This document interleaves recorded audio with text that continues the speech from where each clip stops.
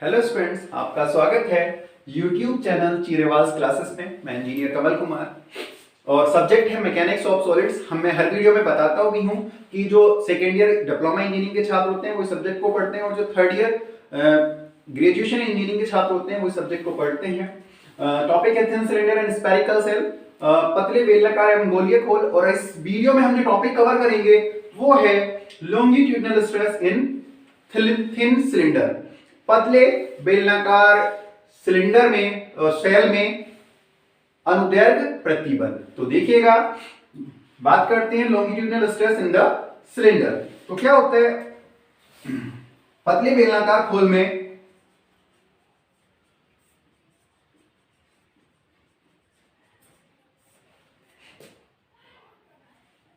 में अनुदैर्घ्य प्रतिबल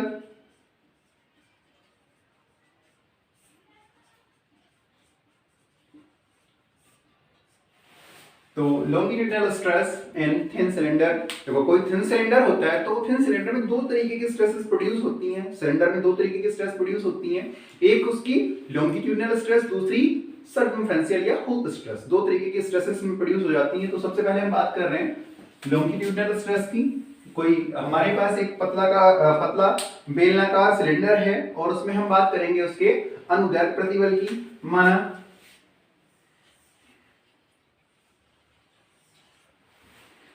ये सिलेंडर की थिकनेस T,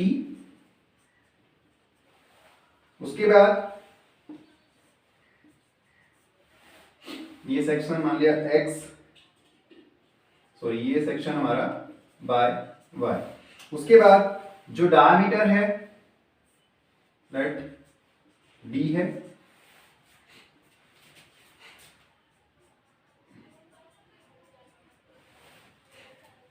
सिमिलर अगर हम बात करें कि अगर इसका जो हम साइड व्यू बनाएं, सिलेंडर कुछ हमें इस तरीके से दिखाई देगा।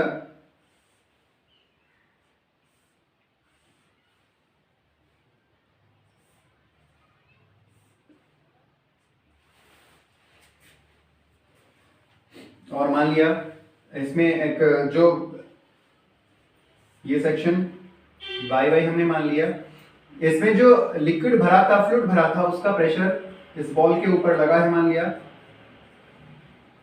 और ये प्रेशर मान लिया स्मॉल p है। और इस प्रेशर के कारण जो फोर्स है इस डायरेक्शन में मान लिया वो Fx है। और जब हम इस सिलेंडर के बाईं सिरे की तरफ बात करें तो बाईं सिरे में देखो क्या होता है, मान लिया जो इसमें स्ट्रेसेस है वो इस डायरेक्शन में है और वो स्ट्रेस है हमारी Fx, ये स्ट्रेस है Fx। और इस स्ट्रेस के कारण जो इस डायरेक्शन में फोर्स है इस डायरेक्शन में वो है Fx।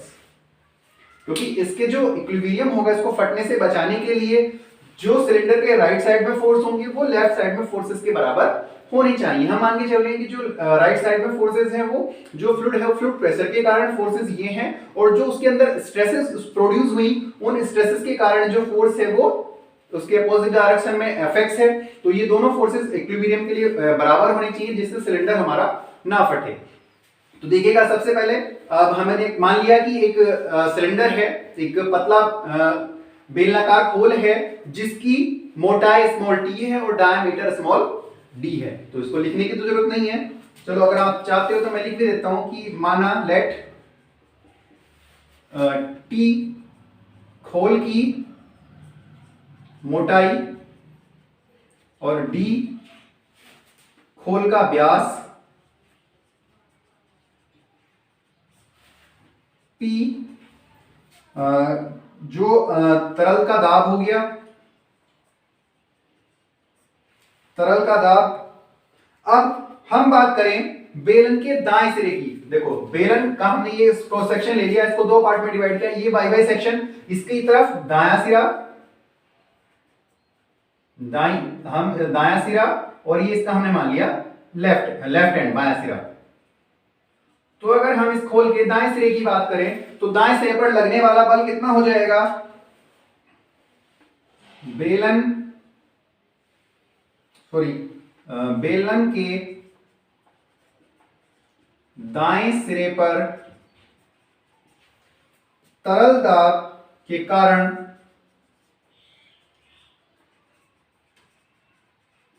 लगने वाला बल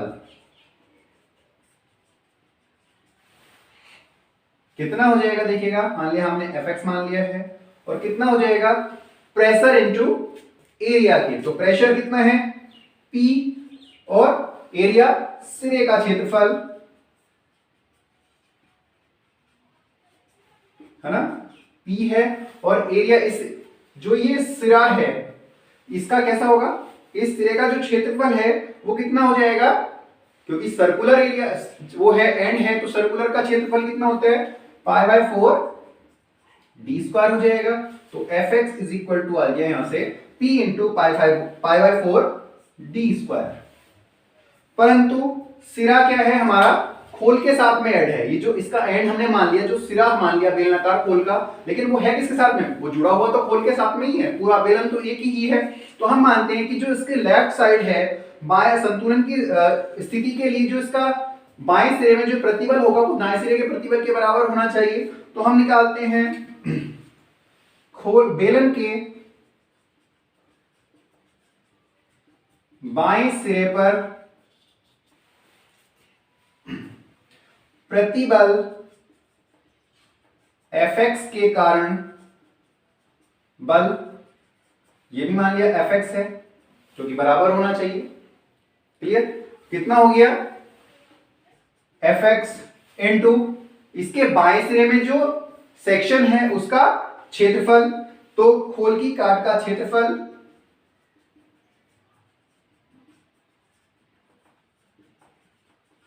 देखिएगा Fx इस डायरेक्शन में खोल की काट का क्षेत्रफल हो जाएगा पाई डी इंटू टी।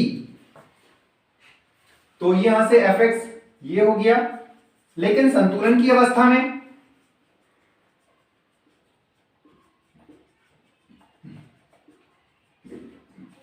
क्या होना चाहिए, जो सिलेंडर के दाईं ओर बल है वो बाईं ओर के बल के बराबर होना चाहिए। तो यानी दाईं ओर का बल बाईं ओर के बराबर हो जाना चाहिए, यानी P into pi by 4 D square is equal to Fx pi dt के बराबर होना चाहिए। यानी हम यहां से अगर Fx की वैल्यू निकालें तो देखिए Fx कितना हो जाएगा, यहां से देखो पाई से पाई कट जाएगा, एक डी से एक डी कट जाएगा, तो कितना हो जाएगा Fx is equal to P D upon 4 into T. तो ये Fx क्या है, किसी पतले बेलनाकार खोल में उत्पन्न अनुदैर्घ्य प्रतिबल है Fx। तो क्या हो जाएगा, पतले बेलनाकार खोल में उत्पन्न अनुदैर्घ्य प्रतिबल, या इसको हम बोलते हैं लॉन्गिट्यूडनल स्ट्रेस, कितनी हो जाएगी Fx is equal to P D upon 4t। बहुत इंपॉर्टेंट है। तो यहां इसे छोटे से डेरिवेशन की हेल्प से हमने क्या किया कि जो एक हमारे पास पतला थिन सिलिंड्रिकल सेल था उसमें उत्पन्न अनुदैर्घ्य प्रतिबल लॉन्गिट्यूडनल स्ट्रेस, तो लॉन्गिट्यूडनल स्ट्रेस की बात हम पिछली वीडियो में कर चुके हैं कि लॉन्गिट्यूडनल स्ट्रेस लंबाई की एक्सेस के लंबाई की एक्सेस में दीवार के पदार्थ में उत्पन्न होने वाली जो प्रतिबल होते हैं उनको हम अनुदैर्घ्य प्रतिबल कहते हैं, लॉन्गिट्यूडनल स्ट्रेसेस कहते हैं। और लॉन्गिट्यूडनल स्ट्रेसेस किसी भी थिन सिलेंडर के लिए कितनी होती है, Fx is equal to P D upon 4t के बराबर होती हैं, जहां P तरल का दाब है, T खोल की मोटाई है और D खोल का व्यास है। ओके, इसके बाद हम दूसरी वीडियो में आगे हम बात करेंगे इससे रिलेटेड न्यूमेरिकल्स की, है ना। Okay, thank you.